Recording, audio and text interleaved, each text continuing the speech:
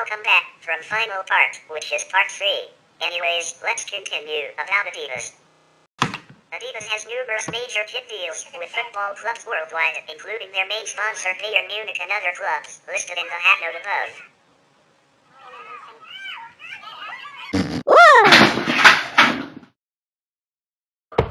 Moreover, their sponsored national teams include Germany, Spain, Mexico, Argentina, Sweden, Japan, and Russia.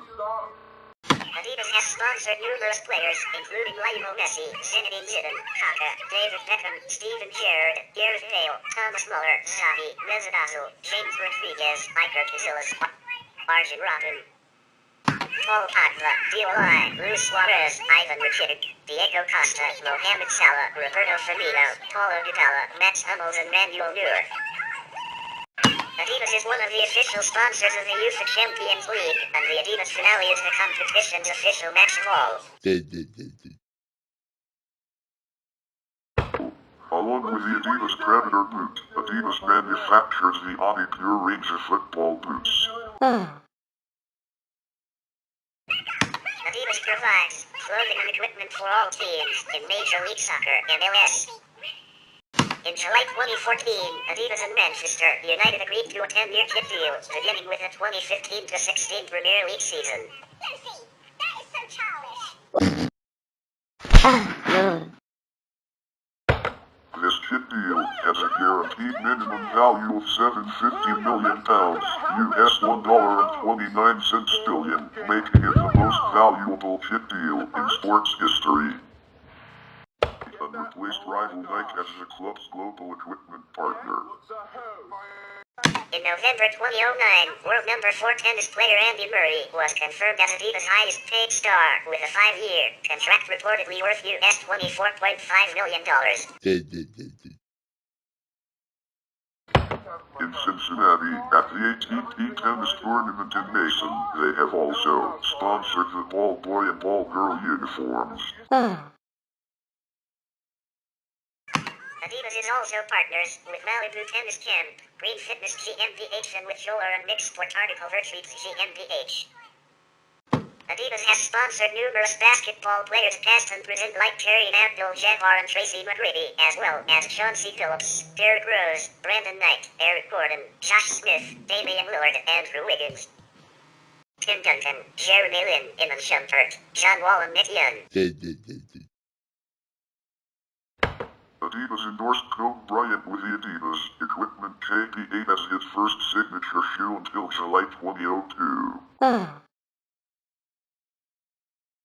The company also endorsed Kevin Garnett until he opted out of his contract in 2010. Gilbert Arenas was an Adidas endorser until 2010. In August 2015, James Harden left Nike for Adidas by signing a 13-year contract reportedly worth US $200 million.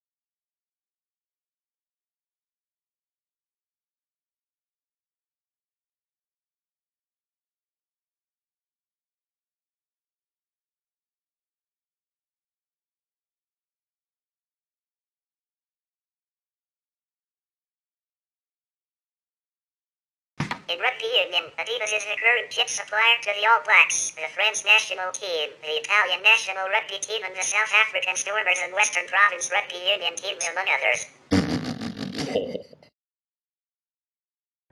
Adidas is also the New Zealand Rugby Union clothing sponsor and supplies clothing to all Super Rugby franchises, a selection of domestic teams and national referees. Adidas are also the official match ball supplier to the Heineken Cup. Adidas was the British and Irish Lions kit supplier from 1997 to 2013. They are the jersey manufacturers of the Gold Coast Titans Rugby League Club in the Australasian National Rugby League. Dual Rugby and League international and former boxer Sonny Bill Williams is a global ambassador for Adidas. Adidas has provided field hockey equipment and sponsors numerous players of Germany, England, Netherlands, Australia, Spain and Belgium.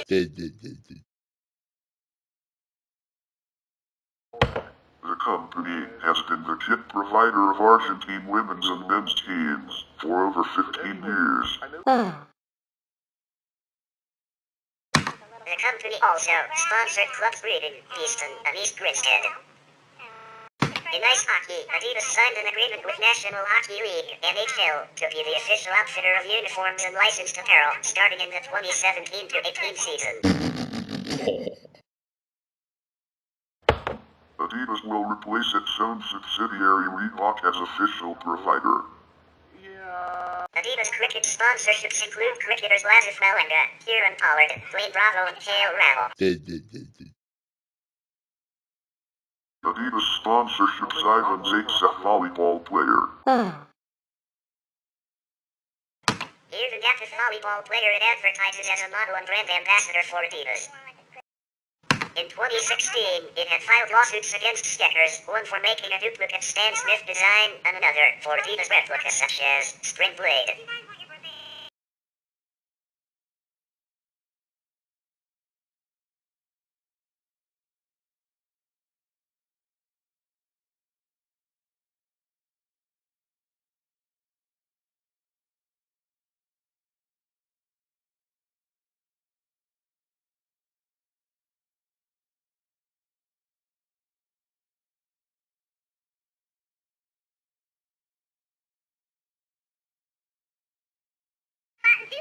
Adidas' business practices / ethics and commitment to worker welfare have been scrutinized and often criticized. Unhappy with the local price of the Adidas replica All Blacks jersey, New Zealand based All Blacks fans have asked for price cuts and begun purchasing the jersey from overseas vendors after it was revealed that the local price of $220 New Zealand was more than twice the price offered on some websites.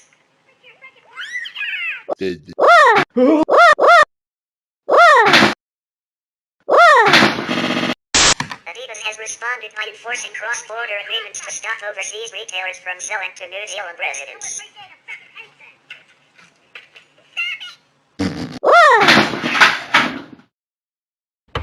It has been labeled a public relations disaster by leading New Zealand PR firms and consumer advocate groups. The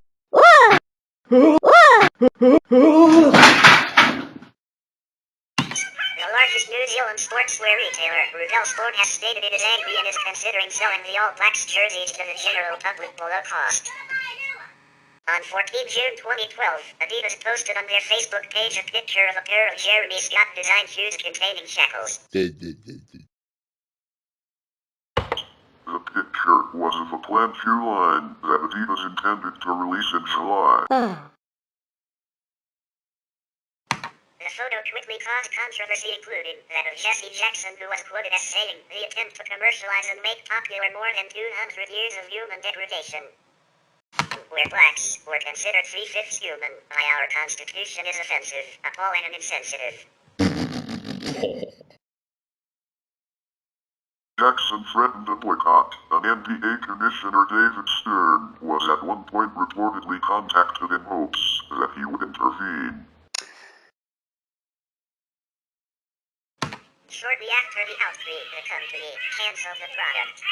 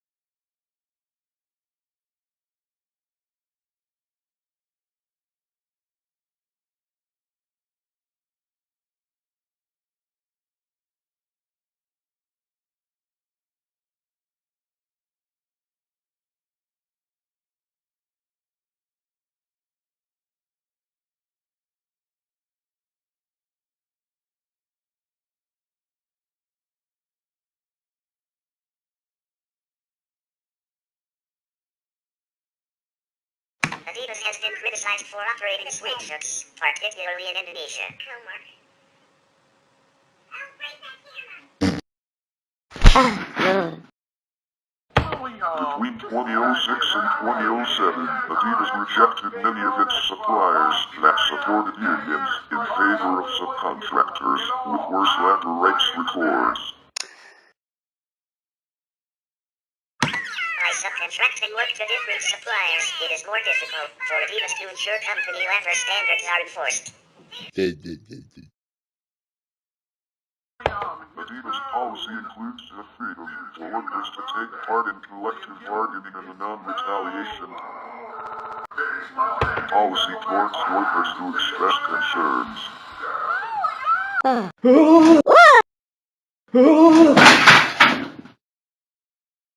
In practice, however, many of Adidas suppliers have not upheld these standards.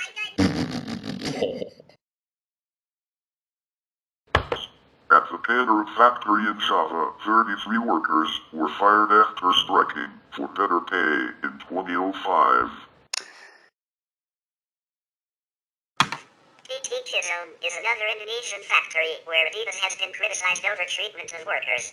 They produced products for Adidas as well as Nike and the Dallas Cowboys until they closed in January 2011. 2,686 workers who were laid off are owed $3 million in severance pay and benefits. Nike has contributed $1.5 million, but Adidas has not acted. A campaign has been initiated by United Students Against Sweatshops calling for universities to cut contracts with Adidas. On 16 July 2012, War on Want organized activists in London to replace Adidas price tags in sports stores with 34 P1s. A reference to the low hourly wage rate paid to the Indonesian workers who make Adidas goods. The campaign group lever behind the label claimed that the basic pay of Indonesian Adidas workers was only £10 a week. William Anderson, head of social and environmental affairs for the Asia-Pacific region, posted an entry on the company blog in which he claimed that total wages including bonuses and overtime were often double the hourly wage and drew attention to purchasing power parity.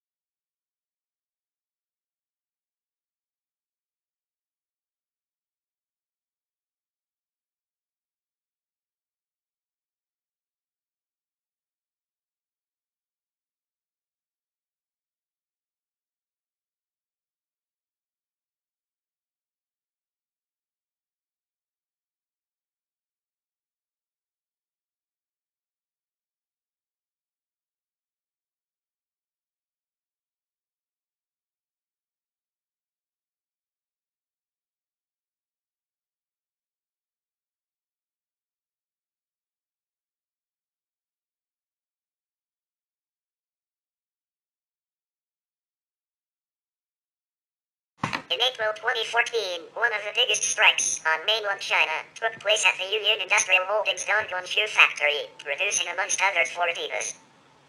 In 2018, Adidas promoted a line of Soviet-themed items.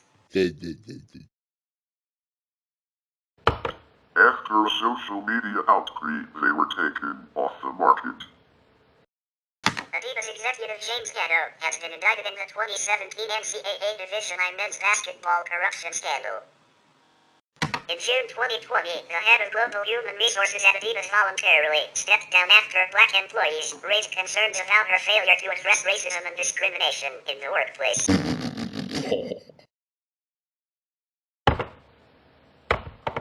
The former HR chief had also made a comment about racism being noise, in addition to not adequately addressing workforce diversity.